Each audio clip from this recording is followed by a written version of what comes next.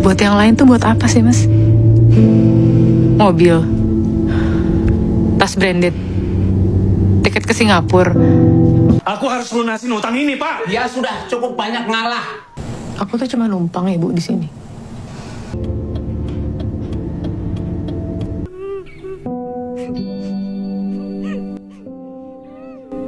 Gimana? Dari beberapa cuplikan film tadi, kira-kira kalian familiar gak? Itu tuh film apa ya? Nah, tadi adalah salah satu cuplikan dari film Tanah Air yang berjudul Home Sweet Loan yang rilis pada September tahun 2024 yang disutradarai oleh Sabrina Rachel Kalangi dan diperankan oleh pemeran utama yaitu Yunita Siregar. Di sini, aku bakal nge-analisis mengenai film tersebut.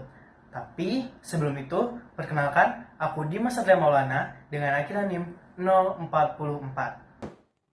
Pernah nggak sih kamu ngerasa jadi satu-satunya orang yang harus menyelamatkan keuangan keluarga?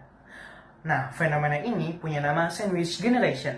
Generasi yang terhimpit di antara dua tanggung jawab, membiayai orang tua sekaligus anggota keluarga lain, sambil tetap berusaha mengejar mimpinya sendiri. Di Indonesia, ini bukan cerita yang kecil. Data BPS mencatat sekitar 71 juta penduduk Indonesia berada dalam posisi ini, dan 8,4 diantaranya bahkan menanggung keluarga besar di luar keluarga inti. Nah, fenomena inilah yang direpresentasikan lewat film Home Sweet Loan pada tahun 2024 oleh Sabrina Rachel Kalangi. Adapun analisis ini berjudul Analisis Framing Tekanan Generasi Sandwich dalam film Home Sweet Loan tahun 2024 karya Sabrina Rachel Kalangi. Dalam penelitian dan analisis ini, adapun rumusan masalah yang saya ambil adalah bagaimana bentuk-bentuk tekanan yang dialami tokoh Kaluna sebagai sandwich generasi dalam film Home Sweet Loan tahun 2024 karya Sabrina Rachel Kalangi. Untuk membedah film ini, penelitian menggunakan teori yaitu teori strain, yaitu teori tekanan dari Robert K. Merton, dan juga teori framing and Man dari Robert N. Mann. Nah, menurut Robert K. Merton, tekanan atau strain adalah keadaan ketika terdapat ketidaksesuaian antara tujuan-tujuan budaya yang diharapkan masyarakat dan cara-cara yang sah atau legal untuk mencapainya. Nah, dan menurut Robert N. Mann, framing adalah proses memilih beberapa aspek dari suatu realitas dan membuatnya lebih menonjol dalam sebuah teks komunikasi sehingga aspek tersebut membentuk cara khalayak memahami dan menafsirkan suatu peristiwa. Adapun dalam teori yang saya gunakan, yaitu teori N-Man, memiliki 4 elemen. Yang pertama ada define problems, atau mendefinisikan masalah. Terlihat pada adegan di mana Kaluna senantiasa menabung bahkan bekerja, tak hanya menjadi staf dan juga model, namun tetap uang yang dihasilkan masih belum cukup untuk membeli hunian yang ia impikan. Dan tak hanya itu, Kaluna juga mendapatkan cemooh dari kekasihnya yang kini menjadi mantannya, yakni adalah Hansa. Kamu terlalu pelit, Kal. Hal ini menunjukkan bahwa Kaluna ini tidak memiliki rasa pemalas, akan tetapi menunjukkan bahwa semangat tinggi dan juga dedikasi Kaluna untuk mendapatkan hunian yang dia impikan. Akan tetapi, hal ini ditekan dengan adanya beberapa struktur-struktur sistem yang melarang atau bahkan menekan Kaluna sehingga Kaluna memiliki kesulitan untuk membeli hunian yang ia impikan. Entah dari gajinya, dari pengeluaran yang ia keluarkan, serta mungkin dari hunian-hunian itu sendiri yang memiliki harga jual yang sangat amat mahal.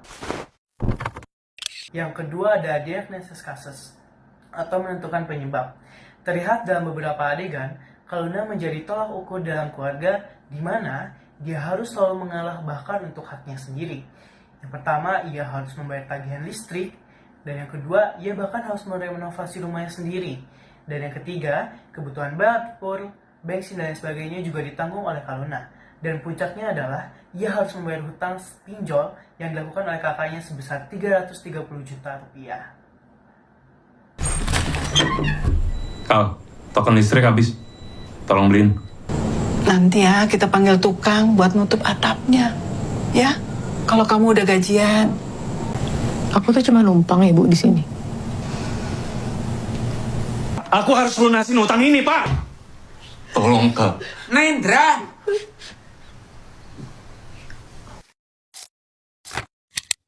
Dan yang ketiga adalah make moral judgment. Kaluna membantu membayar hutang kakaknya demi mempertahankan sertifikat rumah yang telah digadaikan. Dalam hal ini, Kaluna bahkan masih mementingkan tanggung jawab dan tetap mengutamakan keluarga daripada kebutuhan dirinya sendiri.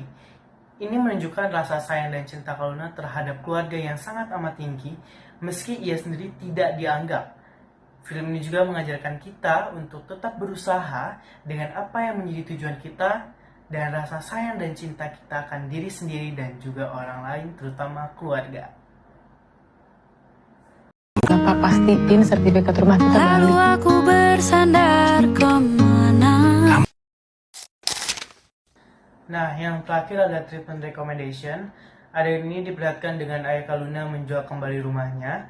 Hal itu dilakukan untuk mengembalikan uang Kaluna yang telah terpakai dan menjadi langkah awal kedisiplinan orang tua terhadap kakak-kakaknya Kaluna. Sehingga seharusnya orang tua itu tidak serta-merta selalu membantu agar seorang anak dapat menyelesaikan permasalahannya secara mandiri. Ditambah dengan adegan terakhir yang dimana memperlihatkan Kaluna membuat usaha baru, yakni usaha catering. Hal ini menjadi salah satu penyelesaian masalah yang Kaluna lakukan. Hal ini dilakukan untuk dapat mendapatkan penghasilan lebih agar Kaluna tetap dapat membeli rumah hunian impiannya. Bapak juga nggak tega lah uang tabungan lo sampai habis kayak gitu. Nggak adil buat lo. Sampai pada kesimpulan, film ini mengajarkan kita banyak hal mengenai kedisiplinan, tanggung jawab, kasih sayang, dan juga contoh figur seorang generasi sandwich yang memiliki hati yang besar dan kuat, serta pengorbanan dan cinta kasih yang tak ternilai dan perjuangan dengan apa yang menjadi impi akan menjadi nyata ketika kita dapat berusaha dan berani untuk melangkah.